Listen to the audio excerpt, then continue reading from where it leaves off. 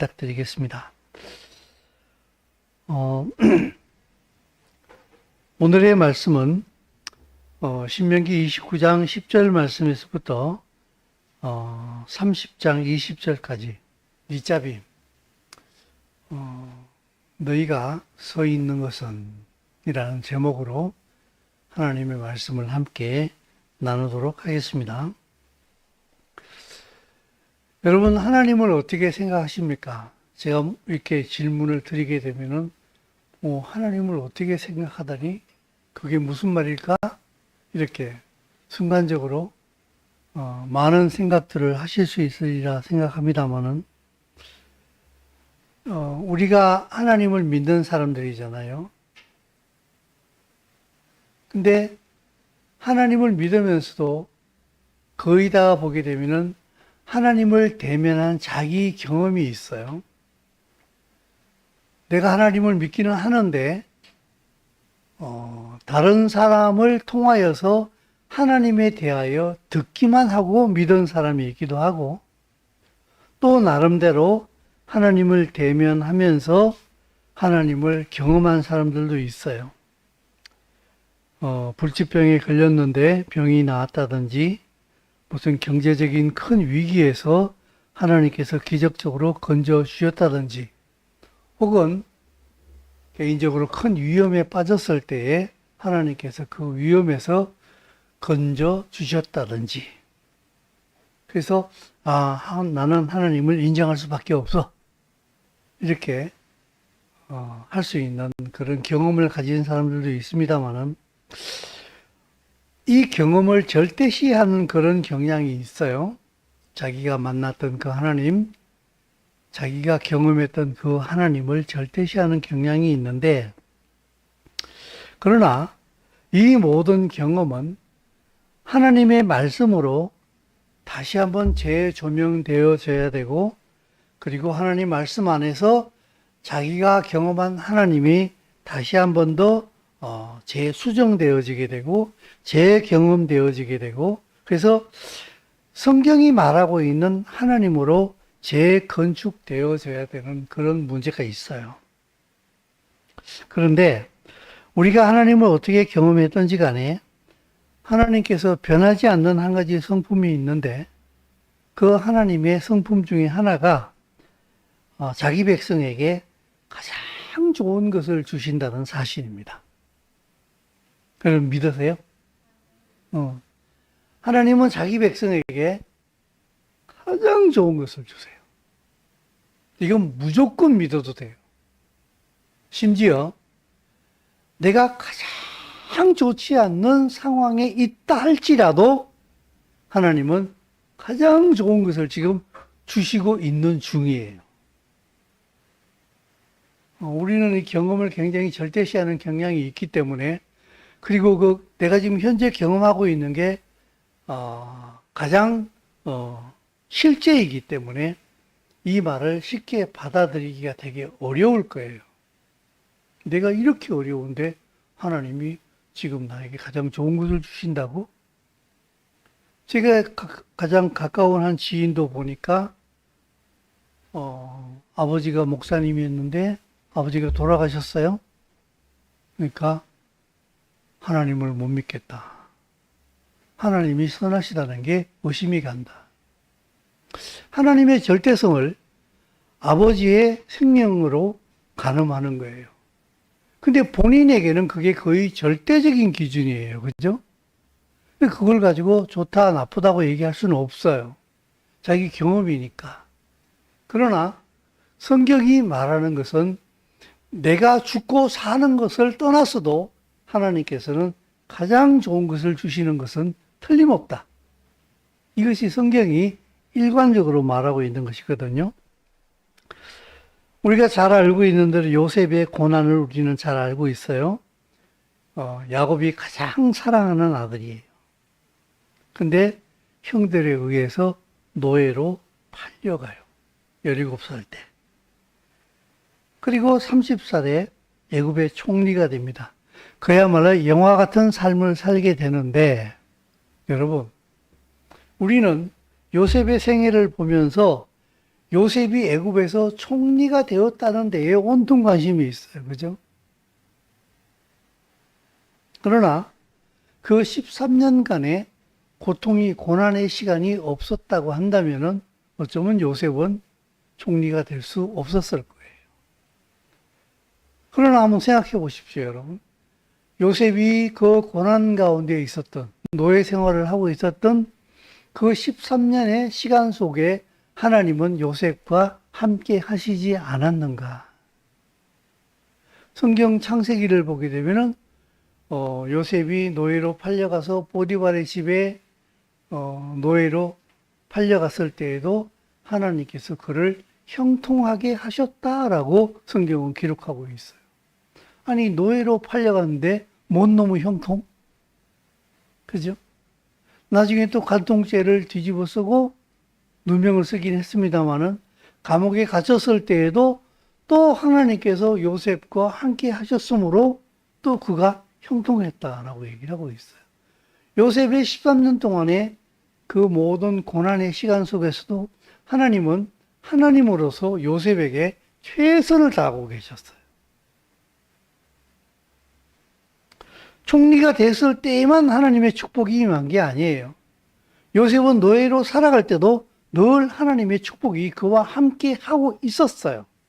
다만 우리가 육신을 가지고 있는 우리는 내 육신의 편안함과 어떤 그것을 기준으로 해서 하나님이 나와 함께 하신다, 함께 하지 않으신다라는 자꾸 기준을 삼으니까 하나님이 내 입장에서 덜락날락 하시는 거예요.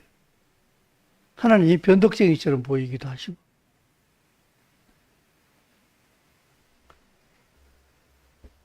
그 요셉의 삶이 바로 예수님의 삶을 예표하고 있어요. 억울하게 은 30냥에 팔리게 되고, 그리고 누명을 쓰기도 하고, 거짓에 휘말리기도 하고, 그러나 마지막에 총리됨으로 인하여서 애굽 전체를 통치하잖아요. 그죠?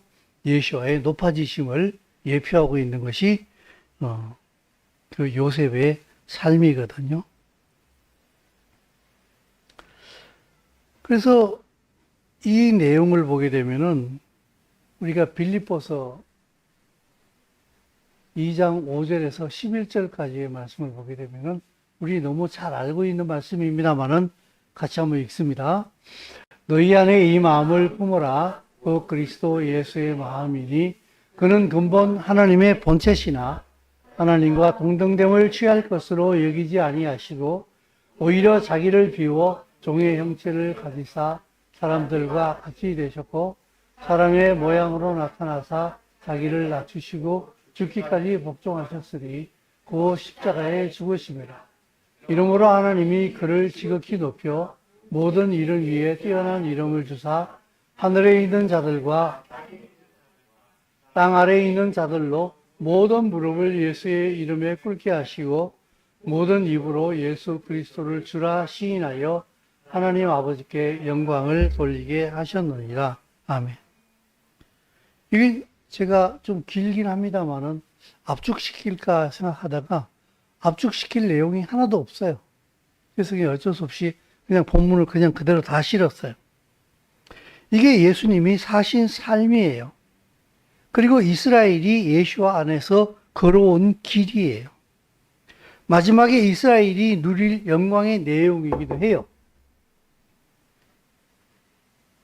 이 내용을 전체적으로 보게 되면 다 예수와의 삶이에요, 이게. 그리고 이스라엘이 걸어온 길이고, 그리고 그 예수와와 함께 영광을 누리게 될 이스라엘의 모습이기도 해요, 이것이. 근데 하나님께서 자기 백성에게 가장 좋은 것을 주신다고 제가 말씀을 드렸잖아요. 그죠? 여러분 믿는다고 아멘 하셨잖아요. 그죠? 그러면은 자기 백성에게 가장 좋은 것을 주시는 하나님이 가장 좋은 왕이라는 것을 표시하는 거예요. 그 자기 백성에게 가장 좋은 것을 주시면서 나는 좋은 왕이다, 선한 왕이다는 걸 표시하는 거예요. 우리 마태복음이나 복음서에 보게 되면 예수와께서 빈들에서 오병이어의 기적을 행하시잖아요. 물고기 2마리, 보리떡 5개를 가지고 남자만 5,000명을 먹였다 그랬으니까 여자를 포함하게 되면은 거의 3만 명 가까운 사람들로 우리는 추정할 수 있잖아요. 그게 무슨 표시인가 하게 되면요, 내가 왕이라는 표시예요. 자기 백성을 풍족하게 먹이는 거예요. 내가 바로 왕이다. 물론 그 오병이어의 그 떡은 예수님이 자기 몸을 자기 백성을 위하여서 바칠, 드릴, 줄, 그 십자가를 예표하기도 해요. 그러나 1차원 그 표면적으로 예수와는 이스라엘의 왕으로서 자기 백성에게 먹을 것을 공급해 주시는 좋은 왕이라는 것을 예표하기도 하거든요. 그러니까 이건 예언적인 의미로 2가지 의미를 동시에 같이 포함해요. 육신의 필요를 채우시는 왕, 영적인 필요를 다 채우시는 예수와의 왕 대심, 이걸 다 표현하는 것이 그 오병이어의 기적, 칠병이어의 기적이기도 하는 거거든요. 그럼 하나님께서 우리에게 가장 좋은 것을 주시는 것은 무엇일까? 무엇일까요? 먹는 것, 입는 것, 돈, 우리 명예, 건강, 이걸 하나로 쫙 뭉뚱그리면요, 언약이에요. 하나님께서 우리에게 주시는 언약 안에 이 모든 게 다 들어가 있어요. 우리가 금방 지금 빌립보서 2장 5절에서 11절 말씀을 보지 않았습니까? 예수와께서 보게 되면은 자기를 비워 종의 형체를 가져서 사람들과 같이 되었다. 자기를 낮추고 죽기까지 복종하셨으니 십자가에 죽으셨다. 이거 언약이에요. 하나님께서 메시아를 보내가지고 그가 십자가에 죽으실 것을, 나무에 달려 죽으실 것을 이미 모세 오경에서 말씀하고 계세요. 이 언약의 성취라고 지금 이게. 근데 죽기까지 복종하신 그 예수와를 하나님께서 지극히 높여 모든 이름 위에 뛰어난 이름을 주사 하늘에 있는, 땅에 있는, 땅 아래에 있는 자들까지도 예수와의 이름에 무릎 꿇게 하시고 모든 입으로 예수와 그리스도를 주라 시인하여 하나님 앞에 영광을 돌리게 하셨다. 이것도 언약의 성취예요. 메시아가 천하의 왕이 될 것이라는 그 언약의 말씀의 성취예요. 요셉이 총리가 되는 것도 언약의 성취예요. 요셉이 꿈을 꾸는 걸 보게 되면은 하늘의 모든 달과 별들이 요셉에게 절을 하잖아요. 모든 곡식단이 요셉의 곡식단에 절을 하잖아요. 요셉이 왕이 된다는 거예요. 요셉의 삶은 예수와의 삶을 예표하고 있어요. 그래서 요셉이 그 모든 영광을 다 받는 것은 요셉의 개인이 꿈이 성취되어는 것을 넘어가지고 예수와가 왕이 될 것을, 온 천하의 왕이 될 것을 이미 예언하고 있고 그것이 그대로 실천되어질 것을 얘기하고 있는 거예요. 그래서 하나님께서는 예수와가 왕이 된다라고 하는 그 언약, 그 예수와가 왕이 될 때에 이 좋은 분이, 가장 선하신 분이 왕이 될 때에 그 백성이 누릴 수 있는 그 모든 축복은 바로 이 예수와의 왕되심 안에 있는 거예요. 우리는 지금 휴전선을 하나로 맞대고 저 북쪽에 전 세계에서 유례를 찾아볼 수 없는 가장 악한 왕의 통치를 받고 있는 우리 민족들을 보잖아요. 보십시오. 누가 왕이 되느냐, 어떤 생각을 가진 사람이 왕이 되느냐에 따라 가지고 그 백성의 삶이 결정되어진다고요. 예수와의 왕 되심, 이것이 하나님의 언약이에요. 그래서 요셉이 총리가 된다 하는 것도 바로 언약의 성취요. 이 말씀은 하나님께서 주시는 모든 각양의 가장 좋은 선물이 전부 다 하나님의 언약의 성취를 그 배경으로 하고 있어요. 우리 대한민국 국민이 누릴 수 있는 모든 그 국민으로서의 혜택은 어디에 기록이 되어 있는가 하게 되면은 대한민국 헌법에 기록이 되어 있어요.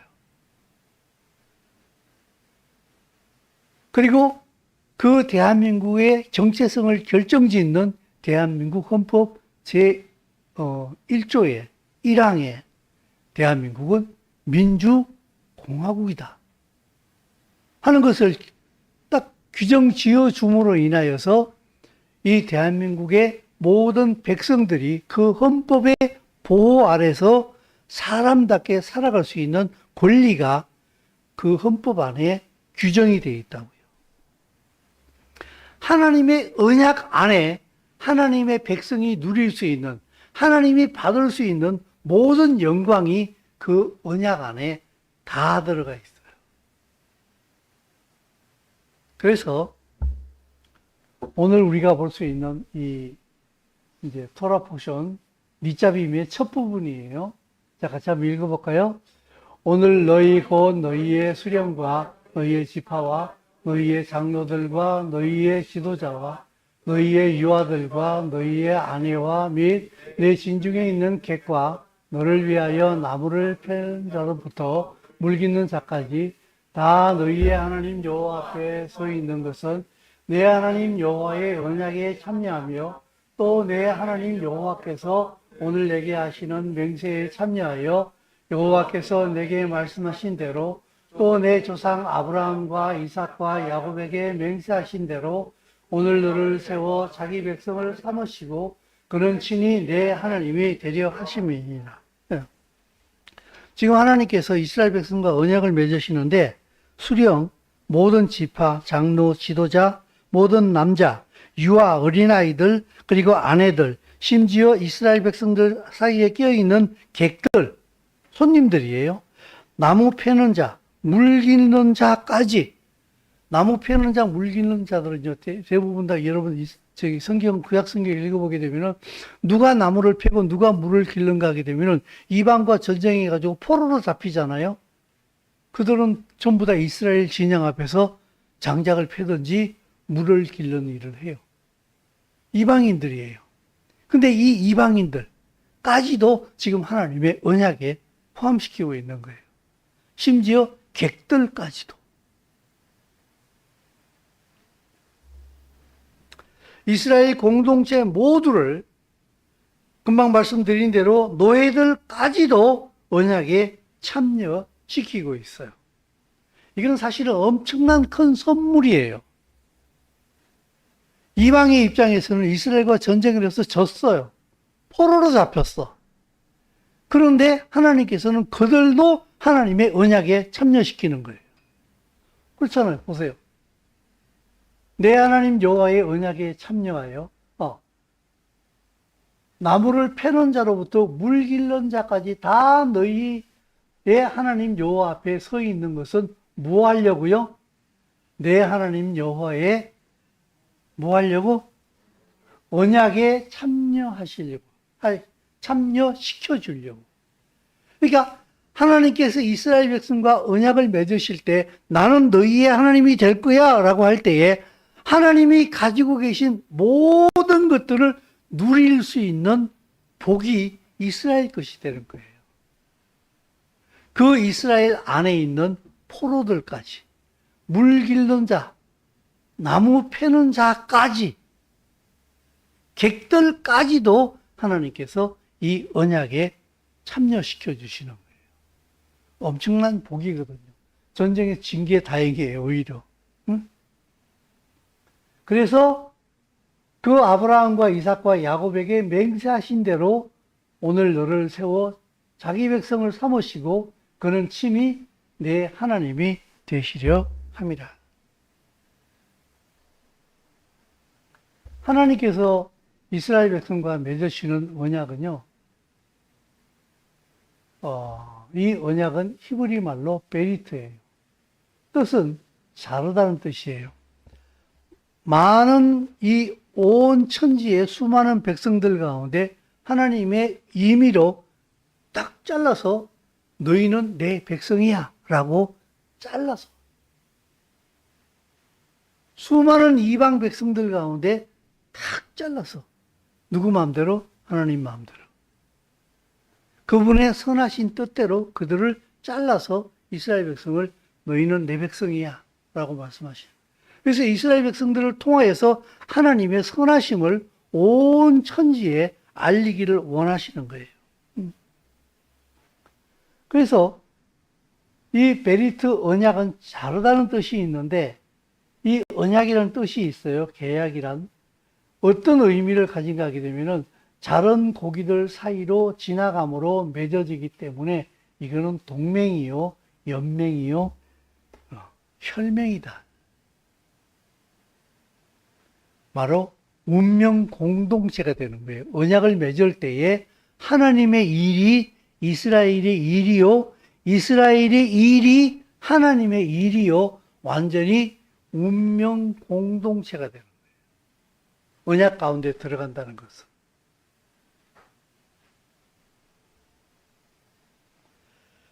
그래서 하나님께서 이 언약에 참여시켜 주신다는 얘기는 하나님의 나라의 유업을 다 주신다는 거예요, 그에게. 땅의 권세와 영원한 기업을 자기 백성에게 다 주신다는 거예요. 여러분, 이거는, 여러분, 이 큰 거라고 생각이 안 드십니까? 여러분, 잘 한번 생각해 보세요. 지금 여러분 직장 다니시고, 열심히 다니잖아요. 그죠? 그래서 거기서 돈을 받아가지고 나름대로의 삶을 꾸려 나가시잖아요.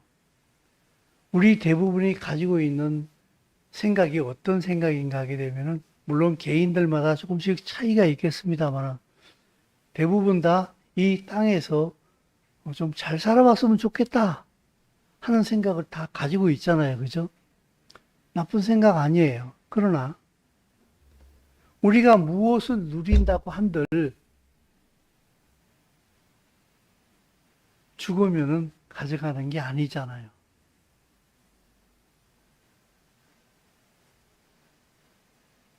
아무리 많이 가지고 있어도 가지고 가지 못하잖아요.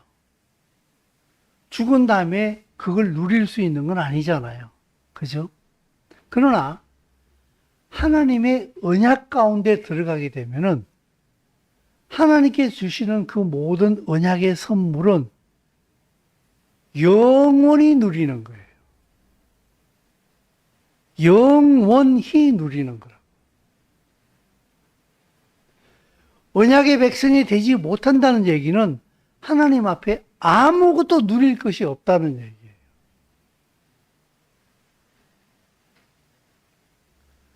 저희 형님이 얼마 전에 돌아가셨습니다만 돌아가시기 전에 하신 얘기는 아니에요. 돌아가시기 전에 하신 얘기이기도 합니다만 저희 형님이 가끔씩 한 번씩 저한테 들려준 얘기가 있어요. 저희 형님이 꽤 오래 전에 큰 수술을 하면서 한번 죽다 살아난 적이 있어요. 제가 며칠인지는 확실하게 기억이 안 나는데 한 며칠 동안 그냥 의식불명 상태로 있었어요. 그러다가 나중에 깨어나게 됐는데 제가 이제 그 얘기를 들었어요. 그때 자기가 그 꿈인지 생시인지 아무튼 그 저 세상 갔는데 우리 아버지를 만났대요. 아버지를 만났는데 아버지가 밭에서 이 밭을 꽃갱이질을 하고 계시더래요. 밭을 가고 계신데 아버지가 그 밭을 가는 그 밭을 보니까 흙이 아니라 재 있잖아요. 모든 것이 타버린 재로 된 밭을 이렇게 갈고 계시더래요. 그래서 우리 형님이 그 밭의 모양을 보면서 아버지 왜 밭이 왜 이래요? 하고 물으니까 아버지가 아무 대답을 안 하시더래요. 그래서 하시는 말씀이 너는 여기 왜 왔나? 너 아직 여기 올 때 안 됐으니까 조금 있으면 저기 저 버스 올 거야. 저 버스 타고 가. 아버지가 그렇게 말씀하시더래요. 그래 조금 있으니까 저쪽에서 버스가 이렇게 오더래. 그래서 버스를 탔대요. 아버지랑 별로 뭐 얘기도 못하고 버스를 타고 이렇게 왔는데 어디로 오니까 갑자기 잔디밭이 쫙 펼쳐지게 되면서 낙원 같은 곳에 자기가 탁 이렇게 안착하게 됐는데 눈을 탁 뜨니까 살았다. 저는 미신적인 것 같기는 합니다만은 우리 아버지가 거기서 이렇게 밭을 갈고 있는데 그 밭이 재였다 하는 게 되게 이렇게 내 나름대로 마음속에 되게 많이 이렇게 꽂히는 생각이었어요. 저희 아버지는 예수님을 안 믿었어요. 제 나름대로 아무런 소득이 없는 삶을 살 수밖에 없는 게, 아무런 열매를 거둘 수 없는 삶을 사는 게 예수와를 믿지 않는 사람의 삶이 아닐까라는 생각을 저 혼자 이렇게 해봤어요. 우리가 이 땅에서 예수와를 나의 왕으로, 나의 구주로 섬길 때에 이 땅에서 누리는 것은 물론이요, 그리고 나의 누림의 이 모든 것은 예수와의 왕되심 안에서 영원히 보장이 되어진다는 사실입니다. 사도 바울은 에베소서에서 이걸 이렇게 표현했어요. 찬송하리로다. 하나님 곧 우리 주 예수 그리스도의 아버지께서 그리스도 안에서 하늘에 속한 모든 신령한 복을 우리에게 주시되 창세전에 그리스도 안에서 우리를 택하사 우리로 사랑 안에서 그의 앞에 거룩하게 하고 흠이 없게 하시려고 그 기쁘신 뜻대로 우리를 예정하사 예수 그리스도로 말미암아 자기 아들이 되게 하셨으니. 저 혼자 읽는 것보다도 읽으라고 안 해도 같이 읽는 게 더 낫지 않아요? 가만히 듣는 것보다 난 가만히 듣는 게 더 어려울 것 같은데. 글자를 모르는 것도 아니고.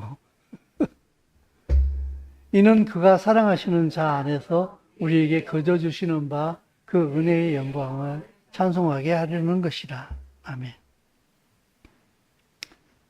창세 전에 예수와 그리스도 안에서 우리를 택했다. 정확하게 표현하게 되면은 여기 우리는 유대인이에요. 이방인이 아니에요. 창세 전에 그리스도 안에서 예수와는요, 창세 전에 그리스도예요. 그리스도 안에서 유대인을 택해서 자기 아들들이 되게 하셨는데 우리에게 거저 주시는 그 은혜의 영광을 찬송하게 하려는 것이라. 율법을 못 지켜서 율법의 저주 아래 살 수밖에 없는 우리들을 예수와께서 오셔서 우리를 율법의 저주에서 건져내서 자기의 완전한 백성으로 삼으심으로 그 은혜를 찬송하게 하기 위하여서 예수와께서 우리의 왕이 되셨다. 뒤로 넘어가게 되면 알 수 있습니다만은 결국이 우리는 이방인까지 포함되어지는 우리가 되는 거예요. 예수와로 말미암아. 그러므로 우리는 예수와가 이스라엘의 왕으로 오셨다는 사실을 알고 있고 믿을 때에 이 우리 안에 들어갈 수 있는 거예요. 이 우리 안에 들어간 이 사람들은 예수와 그리스도께서 우리에게 거저 주시는 바 그 은혜를 누리게 할 수 있는 그 은혜를 누리고 찬송하는 하나님의 백성이 되는 거예요. 예수와께서 이 땅에 오셨다는 얘기는요, 하나님의 나라를 이 땅에 세우기 위해서 오신 거예요. 예수와께서 이 땅에 오시는 이유는요, 하나님의 나라를 이 땅에 세우시기 위해 오시는 거예요. 그리고 하나님의 나라는 원래 이 땅에 있었어요.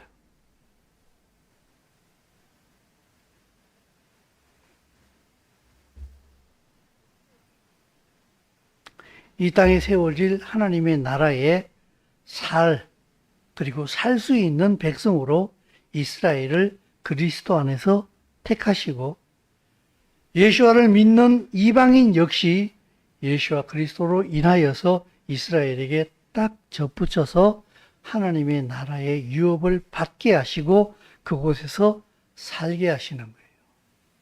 그것을 위하여서 언약을 맺으신 거예요.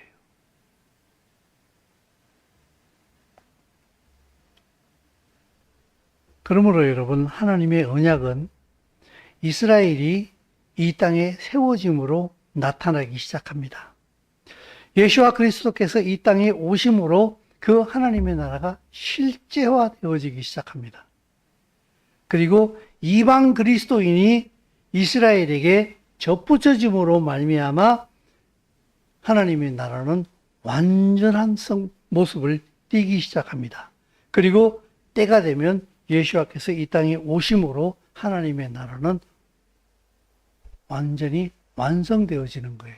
그래서 이 땅에서 하나님의 나라 백성들은요, 무엇으로 그의 삶들을 살아야 되는가 하게 되면은 하나님의 언약 가운데 살아야 돼요.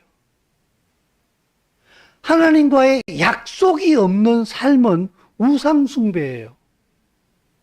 그건 제가 거의 모든 설교 때마다 빠지지 않고 하는 얘기예요. 근데 이게 참 이상하더라고요. 이게 영적인 말은요, 이런 게 있더라고. 들었는데 내게 안 돼. 그게 희한하더라고, 이게. 분명히 들었어. 들었는데 착상이 안 돼, 여기에.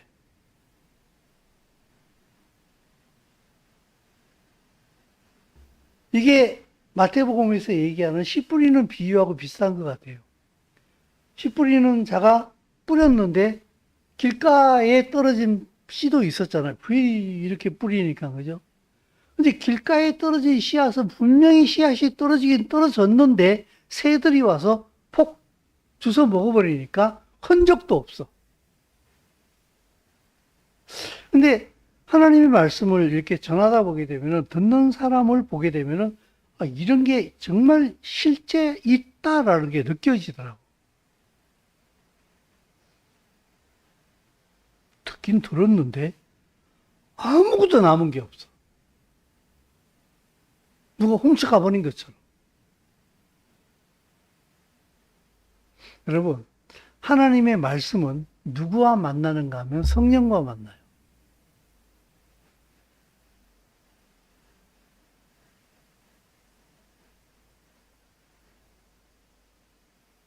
남자의 정자가 여자의 난자하고 만나야지, 착상이 돼야지 생명이 잉태되잖아요. 그죠? 이거와 마찬가지로 하나님의 말씀이 성령 안에서, 내 안에 계신 성령 안에서 내 심령에 착상이 되는 것 같아요. 근데 내 안에 성령이 안 계시면 어떻게 되는 줄 아십니까? 날아가 버려요. 이 말씀이 내게 아무런 영향력을 끼치지 않아요. 아, 그렇게 살아야 되겠구나. 아, 그렇구나. 아, 이게 진리구나. 아, 이게 생명이구나. 이런 생각이 안 든다고요. 그냥 가버려요. 새가 와서 폭 찍어 먹어버려요. 이것을 통하여서 내 상태를 알 수 있는 거예요, 여러분. 말씀이 여러분 심령 속에 착상이 됩니까? 안 됩니까? 그건 여러분 개인 스스로 판단하셔야 됩니다. 그래서 하나님께서는 우리에게 언약을 주시는데 이 안에 하나님의 모든 선물이 다 들어가 있는데 우리는 예수를 믿는다고 하면서 언약 없는 신앙생활을 너무나 오랫동안 해왔어요. 언약 그러면 됐고 그건 뭔데? 그냥 나 예수 믿었으니까 죄 용서 받았잖아. 나 예수 믿고 이제 구원 받았잖아. 그러면 하나님이 나 보살펴 주신다며, 내 기도 들어주신다며, 내게 축복 주신다며, 죽으면 천국 간다며. 그거 이상 또 뭐? 틀리지는 않았습니다만은 그것이 언약 안에 있는 거예요. 틀리지는 않았습니다만은 그게 하나님의 언약 안에 있는 거라고요. 언약을 제대로 모르게 되면은 제가 지금 금방 우리를 예수와를 믿게 되면은 우리가 누릴 수 있는 그것조차도 제대로 못 누릴 가능성이 그 언약의 핵심은 무엇인가 하게 되면요. 내가 예수와를 믿고 내가 구원받고 내가 죽으면 천국 간다는 것도 분명히 포함되어져 있는데 그게 목적이 안 돼요. 내가 예수와를 믿는다. 예수와는 하나님의 언약의 성취자로 이 땅에 오신 거예요. 하나님의 언약을 성취하시기 위해서 오셨다고. 단지 나를 구원하고 나를 하나님의 나라의 천국으로 이끌어가기 위한 것만이 아니라 그거는 언약 안에 포함되어져 있는 한 부분이라고. 그 언약의 성취. 그래서 내가 예수와를 믿게 되면은 하나님의 언약 안으로 들어가게 되는데 내 나라가 목적이 아니라 하나님의 나라가 목적이 되어지는 것이 언약 안에 들어간 사람이에요. 나의 어떤 평안과 나의 어떤 육신적 성공이 목적이 아니라 하나님의 나라의 완성이 목적으로 방향이 바뀌어진 사람이 진짜 내 안에 성령이 있는 사람이요. 그가 언약 가운데 들어가는 사람이라는 거예요. 내 나라가 목적이 되어지게 되면은 당신이 아무리 예수와를 내 구주라고 목소리 높여서 소리 질러도 당신은 우상 숭배하고 있는 사람이에요. 왜냐하면 성경이 말하고 있는 신앙은 그게 아니기 때문에 그래요. 그래서 신명기 이제 이거는 토라 포션의 아까 우리 첫 번째 읽었던 말씀의 두 번째 부분이에요. 그 언약을 이제 이스라엘의 모든 남자들, 여자들, 아내들, 아이들, 물 기르는 자, 나무 패는 자, 다 불러서 언약을 세운 다음에 다시 모세는 말을 이어가기를 내가 이 언약과 맹세를 너희에게만 세우는 것이 아니라고 그랬어요. 여기 있는 자와 오늘 우리와 함께 여기 있지 아니한 자까지다. 그러면서 갑자기 우상 숭배에 대한 얘기가 나와요.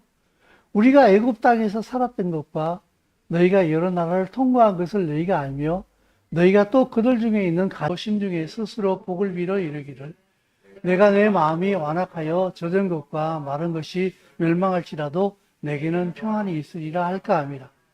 여호와는 이런 자를 사하지 않으실 뿐 아니라 그 위에 여호와의 분노와 질투의 불을 부으시며 또 이 책에 기록된 모든 저주를 그에게 다하실 것이라. 여호와께서 그의 이름을 천하에서 지워버리시되 여호와께서 곧 이스라엘 모든 지파 중에서 그를 구별하시고 이 율법책에 기록된 모든 언약의 저주대로 그에게 화를 더하시리라. 아멘. 여러분, 다시 말해서 너희가 이스라엘 공동체 안에 있는데 너희가 지금 이방 땅을 같이 쭉 지나왔잖아. 근데 그곳에 지나오다 보니까 이방인들이 섬기는 나무 목석이나 돌상이나 은금 우상 봤지. 근데 너희들 가운데서도 너희 중에 남녀나 가족 지파, 그들이 여호와를 떠나서 그 모든 이방 민족이에요. 그 민족에게 가서 신들에게 가서 섬길까 염려하여 독초와 쑥의 뿌리가 너희 중에 생겨서 이방신을 섬기는 그 마음의 상태를 얘기하는 거예요. 너희 중에 생겨서 이 저주의 말을 듣고도 심중에 스스로 복을 이루기를 내가 내 마음이 완악하여 젖은 것과 마른 것이 멸망할지라도 내게는 평안이 있으리라. 이게 우리말 성경을 봤더니 19절에 이렇게 번역이 되어 있어요. 제가 읽어볼게요. 그런 사람은 이런 저주의 말을 듣고도 스스로 축복하여 내가 내 마음의 상상대로 해 죄악을 물같이 마실지라도 내게 평안이 있을 것이다 할 것이다. 말이 안 통한다는 거예요. 하나님의 말씀이 안 통한다는 거예요. 여러분, 말을 못 알아듣는 사람한테 말하면 어떻게 돼요? 양쪽이 다 답답한 거예요. 그죠? 이거와 마찬가지로 하나님의 말씀이 안 통하면은요, 하나님의 저주도 안 통해요. 안 통한다는 얘기는 무슨 그가 저주를 안 받는다는 얘기가 아니라 너 그렇게 하면 저주받을 거야. 그렇게 하면 안 돼. 이렇게 얘기를 해줘도 그 말이 안 통한다는 거예요. 왜냐하면 너무 완악해가지고. 네가 뭐라고 얘기해도 나는 내 생각은 안 그래. 백날 그렇게 얘기해도 나는 내 생각대로 죄악을 물같이 마실지라도 나는 평안할 거야. 나 예수 믿거든. 나 구원 받았거든. 그러니까 아무 일도 일어나지 않을 거야. 난 편안해. 이렇게 얘기한다는 거예요. 여러분, 그래서 말씀드리기를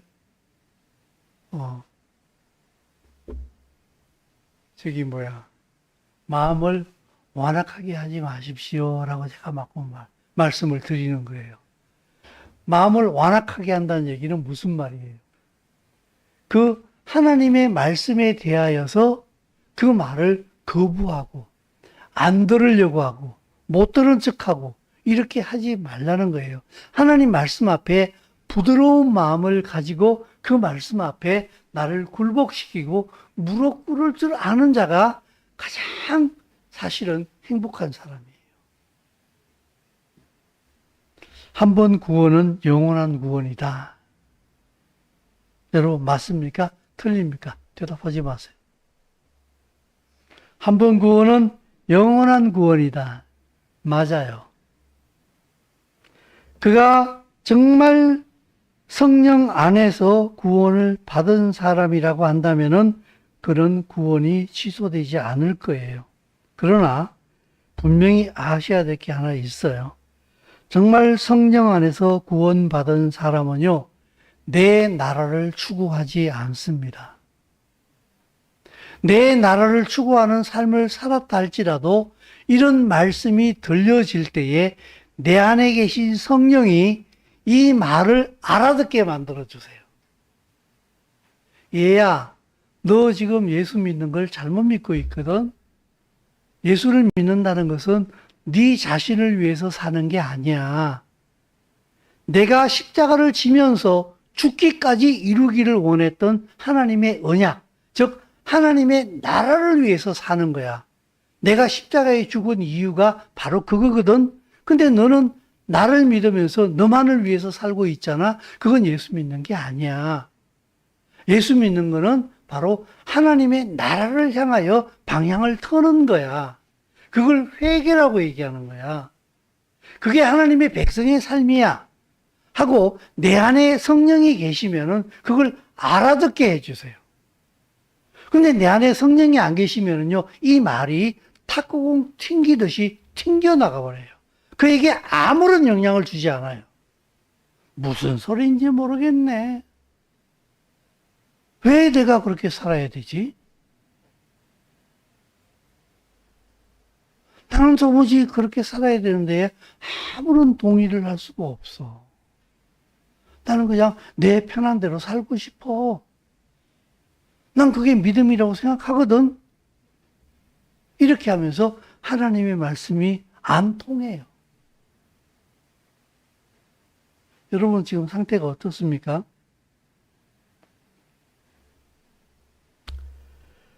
정말 구원받은 사람은 내 나라를 살지 않습니다. 반드시 하나님의 언약의 내용인 하나님의 나라의 완성을 위하여서 내 삶이 방향을 돌리게 됩니다. 이 삶 자체가 복이에요. 이렇게 살아가면서 내가 돈이 많아지게 되고 없었던 건강이 생기고 없었던 행복이 생기고 안 생기고 이게 문제가 아니라 하나님의 나라를 추구하고 있는 그 삶 자체가 축복이라는 거예요. 여러분, 여성 화장실에 어떤지는 모르겠는데 남자 화장실은 소변기에 가보게 되면은 소변 보는 동안에 이렇게 앞에 이렇게 조그만 명언들이 하나씩 많이 쓰여 있어요. 그죠? 휴게소 가게 되면은, 인생에 있어서 중요한 것은 속도가 아니라 방향이다. 이렇게 쓰인 것을 가끔씩 저는 화장실에서 볼 때가 있어요. 정말 중요한 거예요. 그죠? 속도가 아니라 방향이에요. 아무리 빨리 가도 방향이 틀리면 어떻게 돼요? 엉뚱한 데로 가는 거예요. 그럼 빨리 갈수록 오히려 더 불편해요, 그거는.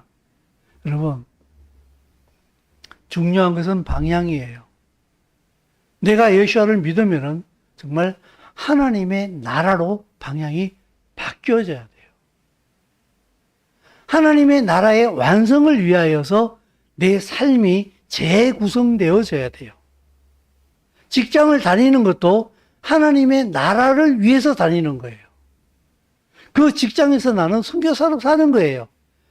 하나님을 믿는 사람은 이렇게 산다. 너희하고 다른 가치관을 가지고 있는 사람이다. 엊그저께 봤더니 뭡니까? 국회에서 청문회 하는데 인권위원회에 무슨 분이 한 분 나오셨어요. 근데 인권위원회 청문회를 하는데 그분이 거기서 창조론을 얘기하고 있어요. 나는 진화론을 믿지 않는다. 하나님이 천지를 창조하신 것을 믿는다. 그러니까 막 국회의원들이 난리가 났어요. 특히 파란색 입으신 분들이 막 인권이 막 어쩌고저쩌고.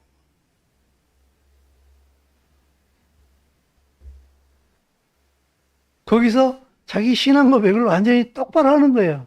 난 하나님이 천지를 창조하신 것을 믿는다. 난 진화론은 옳지 않다고 믿는다. 그리고 진화론도 과학적인 근거가 부족하다고 나 알고 있다. 난 임명 안 될 줄 알았어요. 물론 국회에서 거부한다 할지라도 대통령이 임명권이 있으니까 그냥 그들이 임명하면 되는 건데 그래도 너무 난리가 나길래 나 저분이 안 될지도 모르겠다 그랬는데 그들이 임명을 했더라고 봤더니 어디에 있든지 간에 나의 확실한 신앙 고백을 가지고 세상의 가치관에 휩쓸리지 아니하고 그곳에서 하나님의 백성으로서의 삶을 살아가는 거예요. 직장을 다니되 돈을 버나 돈이 목적이 아니에요. 직장을 다니면서 승진을 하나 승진이 목적이 아니에요. 사업을 하나 사업에서 돈을 많이 버는 게 목적이 아니라 이 사업을 통하여서 하나님의 이름이 이 땅에 펼쳐지기를 원하는 거예요. 그래서 모든 것을 성경 하나님의 말씀의 가치관을 가지고 오늘을 살아가는 거예요.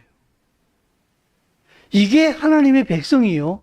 이게 하나님의 언약을 따르는 사람들이에요. 사랑하는 성도 여러분, 오늘 추석날 바로 전전날이에요. 저는 이제 이번 주에 저희 식구들만 예배 드릴 줄 알았어요. 왜냐하면 못 온다는 사람들이 거의 다였거든요. 그래가지고 딱 하나, 둘, 셋, 4명, 아기까지 포함해서 그렇게 예배 드리겠구나 이렇게 생각했는데 아니 이렇게 많이들 와주셨어요. 너무너무 감사해요. 왜 오셨어요? 왜 오셨어요? 우리는 언약 가운데 이 자리에 앉아 있어야 돼요. 오고 안 오고가 하나도 중요한 게 아니에요. 사실은. 그래서 저는 오는 게 더 좋아요. 오는 게 더 좋은데, 사실 진실은 오고 안 오고가 중요한 게 아니에요. 지금 영상으로 함께 한다 할지라도 그들이 언약 가운데 있는 사람이라고 한다면, 언약 가운데 이 말씀 앞에 서 있는 것이라고 한다면, 오케이. 그걸로 완전한 거예요.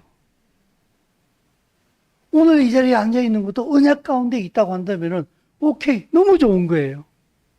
그러나 1년 52주를 빠지지 않는다 할지라도 내가 언약 가운데 있지 않다고 한다면 그 모든 예배는 사실은 예배가 아니에요.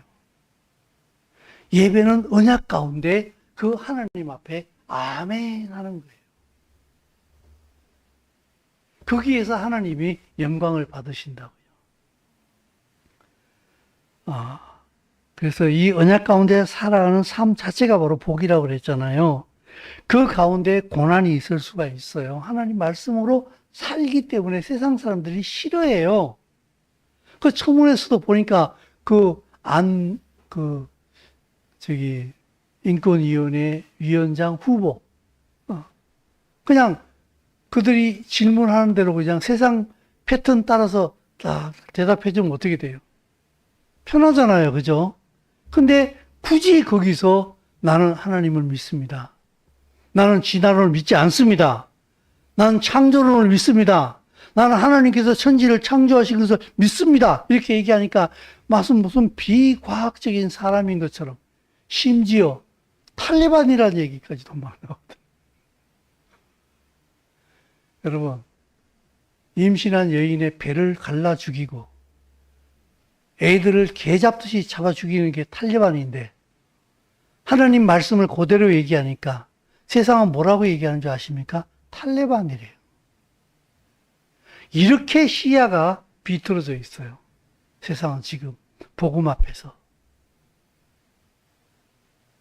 그러므로 하나님의 말씀대로 살아가게 되면요, 고난과 고생과 눈물이 어쩌면은 필연적으로 따라올 수도 있어요. 그러나 그게 중요한 게 아니에요. 어쩌면 당연한 결과인지도 몰라요. 고난은요. 그럼에도 불구하고 하나님의 언약 가운데 이것이 진리의 길이기 때문에 난 이 길을 갈 수밖에 없는 것이 하나님의 언약 가운데 있는 사람들이라고요.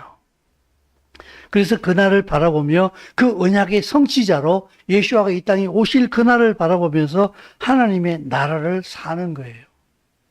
그게 하나님의 백성들이에요. 그게 이미 축복 자체라고요. 그게 바로 사랑의 삶이에요.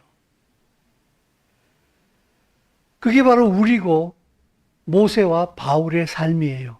모세는 하나님께서 이스라엘 백성들이 하나님을 변절하자 하나님께서 이스라엘 백성을 썰어버리자 그러잖아요. 썰어버리고 다시 다른 백성을 만들자 이렇게 얘기하니까 모세가 나부터 죽이세요 그러잖아요. 하나님의 생명책에서 내 이름을 지우세요 그러면. 나는 이 백성과 운명을 같이 할 거예요. 하나님은요, 모세의 그 말을 들었을 때 가슴이 시원했을 것 같아요. 그래, 난 너 같은 사람을 원했어. 모세는 우리를 살았어요, 우리를. 모세는 하나님 앞에 잘못한 게 없어요. 이스라엘 백성이 잘못했어요. 근데 이 잘못한 이스라엘 백성과 운명 공동체가 되어서 같이 죽여주세요라고 얘기해요. 하나님은 모세 때문에 이스라엘을 멸망시키지 않았어요. 바울도 마찬가지 아닙니까? 바울도 그는 내 백성 이스라엘이 예수아가 누구인지를 알았으면 좋겠다. 만약 그것이 이루어진다고 하게 되면은 내가 하나님 앞에 저주를 받아서 내가 지옥에 떨어져도 나는 그걸 선택하겠다. 내 백성 이스라엘이 구원받는 것을. 나는 죽고 이스라엘이 산다고 하게 되면은 내가 하나님 앞에 저주를 받아서 죽는 걸 선택하겠다. 뭐예요? 우리의 삶이에요. 여러분, 하나님의 언약 가운데 있는 사람은 반드시 우리의 삶으로 삶이 방향이 틀어지게 됩니다. 내가 아니라 나를 넘어서서 우리를 바라보기 시작합니다. 그래서 이스라엘이 보이고 같은 믿음 안에서의 공동체가 보이는 거예요. 이들을 하나님께서 축복하신다고요.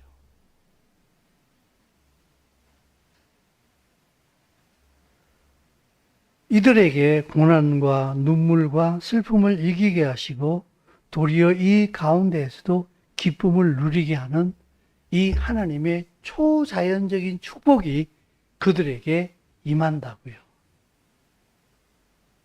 지금 사실은요, 여러분, 우리 교회는 그쪽으로 지금 가고 있어요. 그 방향을 향해서 가고 있다고요. 그렇기 때문에 나는 내가 복 받았으면 좋겠다 라는 생각을 가지고 있다고 한다면은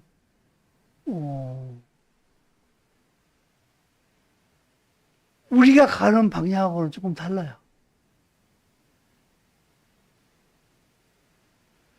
지난 몇 주 동안에 한 두 달 넘었지요. 2달 넘어까지 이제 우리 회계 집사님이 주일날 교육받으러 가는 바람에 2달 넘게 교회를 못 나왔어요. 드디어 이번 주에 나왔는데, 그래가지고 제가 교회 헌금을 다 받아가지고 이제 뭐 선교 헌금, 뭐 이스라엘 헌금, 북한 헌금 해가지고 매주마다 따로 빼가지고 이렇게 봉투에 집어넣는 거예요. 이번 주에 봤더니 이제 이번 주에 혹시 나올지도 모른다는 생각이 들어가지고 내가 그동안 헌금 모아온 봉투를 가방에다 집어넣었거든. 갖다 주려고. 그래서 끄집어냈는데 봉투가 너무 두둑한 거야. 그래서 내가 이렇게 봤더니 거기에 그냥 5만 원짜리가 수북히 쌓여 있는 거야. 와, 이거 내 썼으면 참 좋겠다. 이게 이스라엘 안 보내고 북한 안 보내고 선교헌금 안 보내면 와, 이거 다 우리 교회 일반 헌금으로 쓸 수 있는데.